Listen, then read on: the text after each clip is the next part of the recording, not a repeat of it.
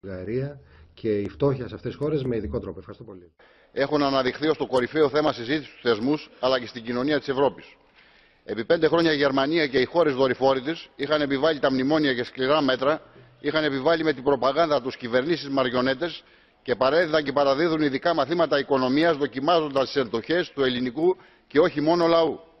Ειδικά για την Ελλάδα, η πολύχρονη ύφεση και τα παράλογα δημοσιονομικά μέτρα οδήγησαν σε ανεξέλεγκτες καταστάσεις.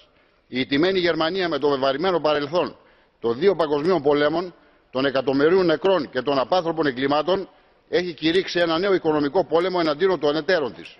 Όποιος συμφωνεί μαζί της είναι καλός, όποιος διαφωνεί πρέπει να συμμορφωθεί. Ο γερμανικός σκοπός αγιάζει τα μέσα. Έχει ξεχάσει τα παγκόσμια μαθήματα που πήρε.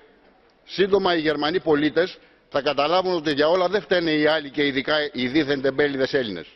Είναι θέμα χρόνου μέχρι η Μέρκελ να καταλάβει ότι η Ευρώπη δεν αντέχει μια Γερμανία δυνάστη και ληστή που συνεχώς απειλεί και απαιτεί. Οι Έλληνες δεν θέλουν μια Γερμανία που στέλνει τους πράκτορές της να εξαγοράζουν κυβερνήσεις που δεν πληρώνει τα δικά της χρέη όπως το κατοχικό δάνειο και τις πολεμικές αποζημιώσεις. Μας χρωστάει η Γερμανία, δεν τις χρωστάμε.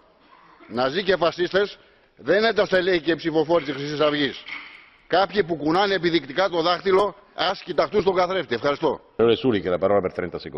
Έχετε το λόγο, κύριε Σούλικερ, για 30 δευτερόλεπτα.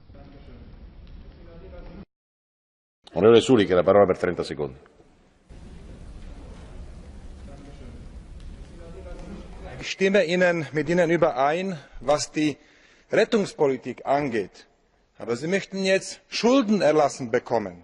Aber nicht nur Deutschland hat Geld in Griechenland, nicht nur Deutschland wird Geld verlieren, auch die Slowakei. Tschechei nicht, aber zum Beispiel Slowenien, andere Länder. Wie kommt die Slowakei dazu, dass wir ihnen Geld schicken? Möchte ich Sie bitte fragen. Onorevole Sinadino, 30 secondi. Δεν θέλουμε να μας χαλίσει κανένας χρήματα. Ήδη έχει υποθεί και από αυτή εδώ την αίθουσα ότι θα καλυφθούν όλα τα χρέη. Αλλά πρέπει να αναλογιστείτε και τι επιτόκια έχετε πάρει και η Γερμανία και η Αυστρία και όλοι εσείς οι υπόλοιποι. Ευχαριστώ.